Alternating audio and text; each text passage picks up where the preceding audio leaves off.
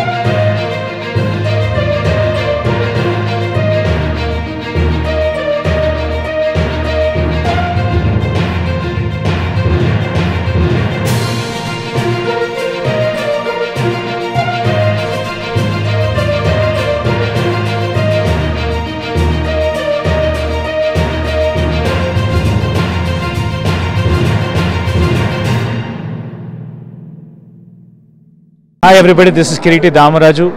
Like, share and subscribe to Saira TV. Oh, Saira!